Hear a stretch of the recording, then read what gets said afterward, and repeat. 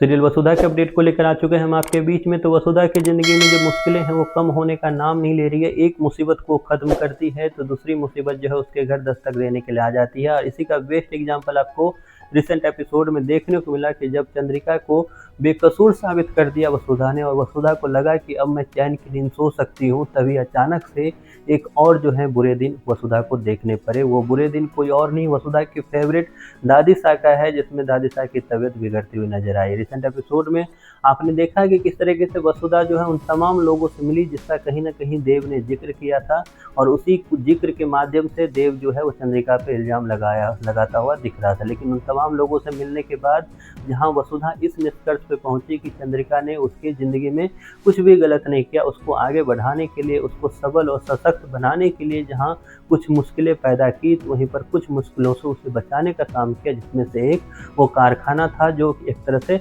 गैर कानूनी रूप से बना हुआ था। तो वहाँ कारखाना शिफ्ट होने के बाद अगर वो टूटता, इससे अच्छा है कि पहले ही उसे तुड़वा दो। तो चंद्रिका ने काफ़ी अच्छा काम किया, ऐसा वसुधा का सोचना था। और वसुधा ने चंद्रिका को पूरे परिवार के सामने में, जो कल तक सब उसे एक तरह से कसूरवार मान रहे थे, उसे बेकसूर साबित कर दिया। और फिर उसके बाद देव भी एक तरह से अपने घुटनों पर आता हुआ मजबूर हुआ और उसने माफ़ी मांगी चंद्रिका से, क्योंकि चंद्रिका ये भी बताती हुई नजर आई जतिन से जब वो मिलने गई, तो उसने बताया कि किस तरीके से कोई और है जो चंद्रिका का नाम यूज करके बार बार ये सब कुछ कर रहा है, और उसी चीज़ पर वो उसे काम करने की ज़रूरत है। अब ऐसे में आगे क्या होगा, उससे पहले ही वसुधा को एक बैड न्यूज़ मिली, जो वसुधा अब सोच रही थी कि मैंने चौहान फैमिली में सब कुछ ठीक कर दिया है, अब मुझे चैन की नींद आएगी। लेकिन तभी वसुधा की सबसे फेवरेट दादी सा की तबीयत बिगड़ती है। दादी सा की तबीयत इस बार ऐसी बिगड़ी कि उसे घर में डॉक्टर लाना पॉसिबल हो नहीं पाया। तो दादी साहब को जल्दीबाजी में आप देखोगे कि उसे हॉस्पिटलाइज करते हुए नजर आएंगे। हॉस्पिटल में जाकर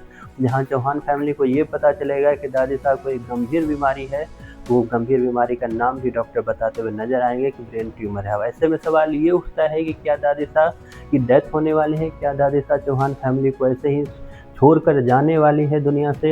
इस पे बात करेंगे इस वीडियो में। जल्द ही आपको दिखाया जाएगा कि दादी साहब का जो रोल है वो खत्म होता हुआ नजर आएगा वसुधा में। दादी साहब दुनिया से जाने वाली है, मतलब चौहान फैमिली को अकेला छोड़ के जाने वाले है। काफ़ी ज़्यादा इमोशनल मूवमेंट होगा वसुधा के लिए, काफ़ी ज़्यादा इमोशनल मूवमेंट होगा देव के लिए, क्योंकि ये दोनों जो थे दादी साहब से काफ़ी ज़्यादा क्लोज थे। और इसी के बलबूते आप देख पाओगे आगे जाकर कि एक इमोशनल ट्रैक आपको दिखाया जाएगा, जिसमें दादी साहब की नज़दीकी वसुधा के साथ काफ़ी ज़्यादा आपको दिखती हुई नजर आएगी। ऐसे में सवाल ये खड़े होता है कि वो दादी साहब जो हमेशा से वसुधा को सही रास्ता दिखाने का काम कर रही थी, वो दादी साहब जो हमेशा वसुधा को एक तरह से संभालने में, क्योंकि वसुधा जो थी शुरुआत में लड़खड़ाती हुई भी नजर आई आपको, तो उसको संभालने में जहाँ दादी साहब ने काफ़ी ज़्यादा मेजर रोल प्ले किया था, तो वो दादी साहब के जाने के बाद आखिरकार वसुधा के लिए फिर से मुश्किल जो है चीज़ें आनी स्टार्ट हो जाएगी। तो अब ऐसे में कैसा होगा वसुधा का सफ़र, इस पर आपकी जो भी राय है कमेंट बॉक्स में ज़रूर बताएं।